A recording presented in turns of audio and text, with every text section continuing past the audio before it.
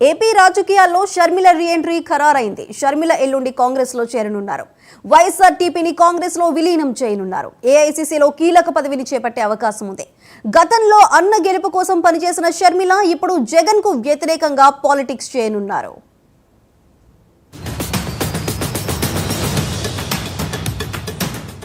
జగనన్న వదిలిన బాణం రివర్స్ అయింది. 2019 ఎన్నికల్లో చంద్రబాబుకు వ్యతిరేకంగా దూసుకెళ్లిన ఆ బాణం 2024 ఎన్నికల్లో రివర్స్లో జగన్ పైకి దూసుకొస్తోంది. చంద్రబాబును ధీటుగా ఎదుర్కొన్న వైసీపీ అధ్యక్షుడు జగన్ చెల్లి షర్మిలను ఎలా ఎదుర్కొంటారన్న ఆసక్తి తెలుగు రాష్ట్రాల్లో నెలకొంది.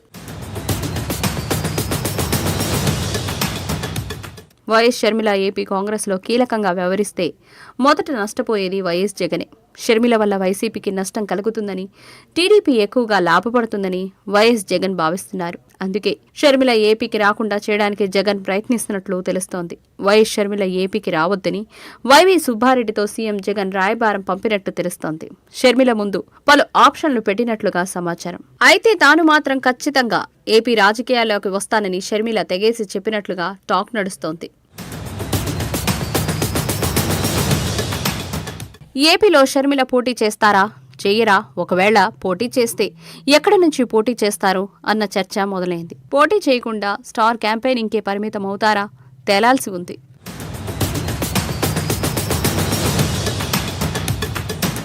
తెలంగాణ లేదా కర్ణాటక నుంచి రాజ్యసభకు షర్మిలను నామినేట్ చేస్తామని కాంగ్రెస్ అధిష్టానం హామీ ఇచ్చింది. దీంతో రాజ్యసభకు వెళ్లేందుకు షర్మిల మొగ్గు చూపుతున్నట్లుగా తెలుస్తోంది. షర్మిల ఏపీకి వస్తుండటంతో జగన్ అనుచరులు ఆమె వెంట వెళ్లేందుకు సిద్ధమవుతున్నారు. మంగళగిరి ఎమ్మెల్యే ఆళ్ల రామకృష్ణారెడ్డి షర్మిలతోనే నడవాలని నిర్ణయించుకున్నట్లుగా ప్రకటించారు. మరికొందరు షర్మిల వెంట వెళ్లేందుకు ఉత్సాహం చూపుతున్నారు. మరోవైపు షర్మిల ఏపీకి వెళ్లడం వైఎస్ అభిమానులను కన్ఫ్యూజ్ చేస్తోంది. జగన్ వెంట ఉండాలా లేక షర్మిల వెంట ఉండాలా అని తేల్చుకోలేకపోతున్నారు.